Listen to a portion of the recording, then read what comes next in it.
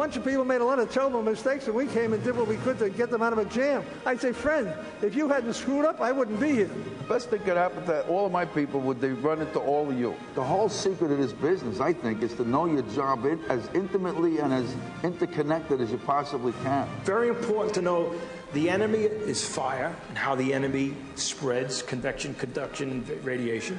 And you got to know your battlefield. You're going to do battle on the fire ground, so you got to know the battlefield. The premier position that the workers in this room have put this service in is that we are the most popular service, we're the most accepted service, and we're the most trusted service. We have 2 in and 2 out. I says because firefighters are worth saving. His message was always to make a difference, to live life so that you were leaving a mark. This award shows our family that he truly made a difference. If you've been in fires a lot, no matter how experienced you are, you got to have somebody on your shoulder telling you that, they're backing you, because you don't know. There are times when you say, hey, God, just get me through this. I'll be a good boy, I'll go to church on Sunday, I'm going to take care of everything. Get me through this. It's a super thing, and I am very appreciative of this award. I would just like to leave one simple little message today, especially to the younger people. You can make a difference. If my father were here this morning, he would remind us of the cold, hard fact that no leader is any greater than the men and women that he is called to lead.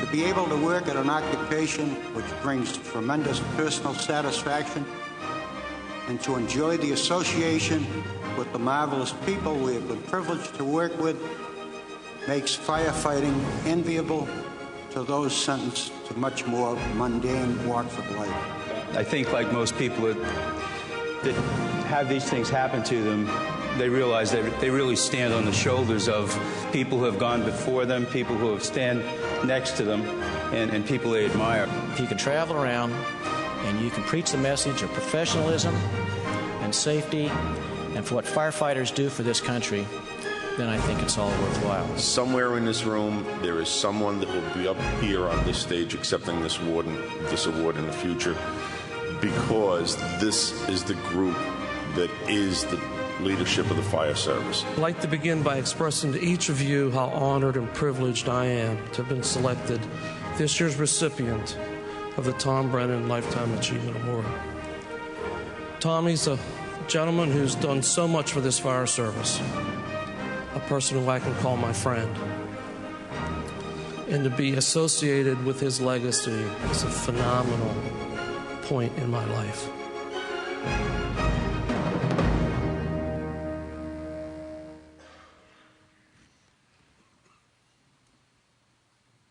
I was just going to see if she gets the right one. Ladies and gentlemen, with me on the stage this morning is Tom Brennan's daughter. Well, no, we rehearsed this shit, too. Tom Brennan's daughter, Eileen. You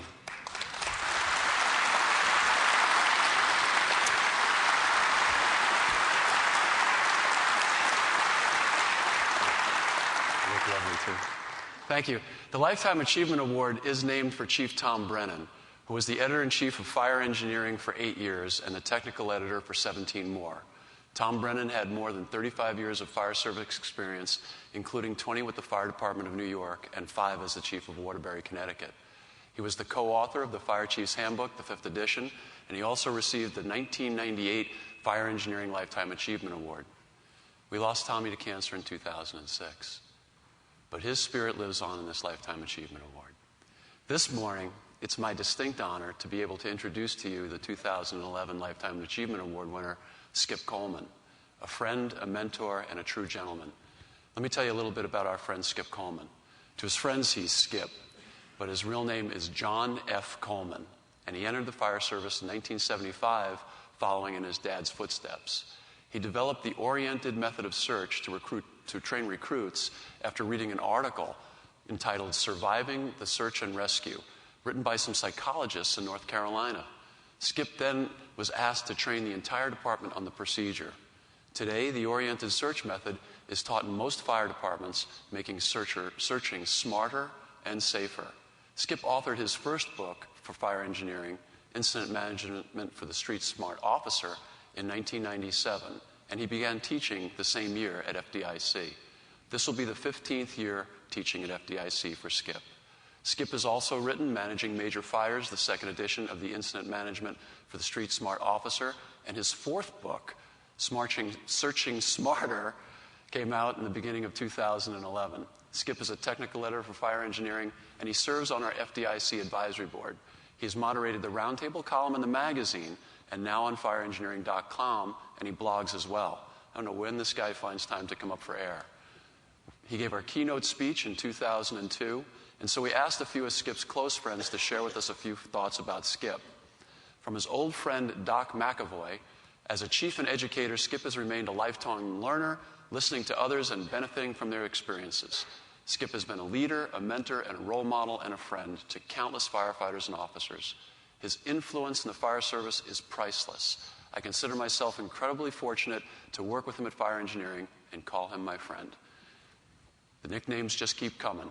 Another great friend of Skip's, Chip Comstock, says this about his good friend Skip. Thousands of firefighters in their communities have benefited as a result of Skip's educational efforts. I know this firsthand, for I have. For much of my own career, I have read Skip's articles, textbooks, and have been an attendee at his lectures. His greatest operational rule is that when things go wrong, firefighters will resort to that which is customary and routine, to emphasize that how we train and how we operate on an everyday basis will affect our chances of surviving a life-threatening event. Skip has always stressed the importance of training, whether it be with the city of Toledo or the National Fire Academy, or in his articles that he's written for Fire Engineering. He's always led by example. Fire Engineering's own Chief Rick Lasky had this to say about his friend Skip Coleman. There is no doubt that firefighters are alive today because of Skip Coleman. I know I am truly better person for having known him.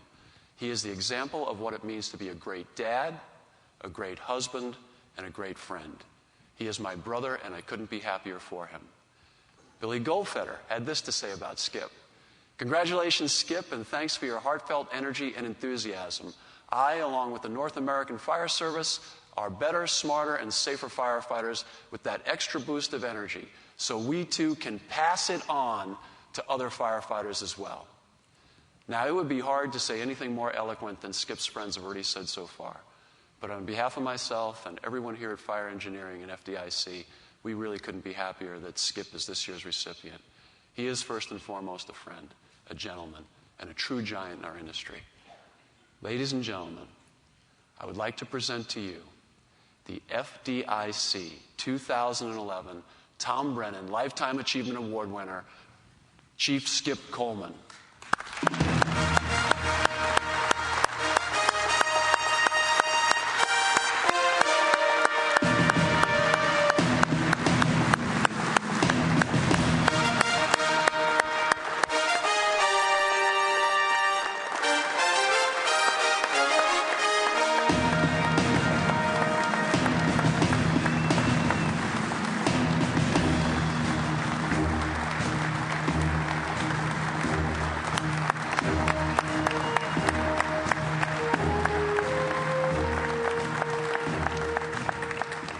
They told me I couldn't say anything, but that's the great thing about being 60 and retired. You just kind of do whatever you want to do.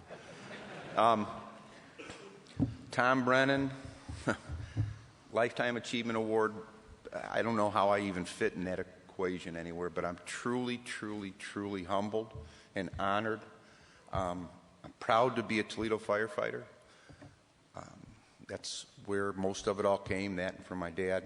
I want to thank Penwell, Fire Engineering, my wife, Teresa, my daughter, Faye, my son couldn't be here, the 500 firefighters in the city of Toledo who helped me make my life, and you'll be up here, somebody, one of you will be up here next year.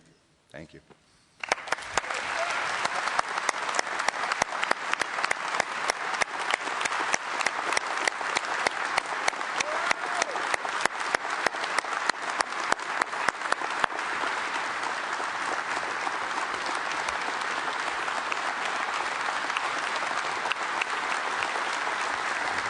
Well done.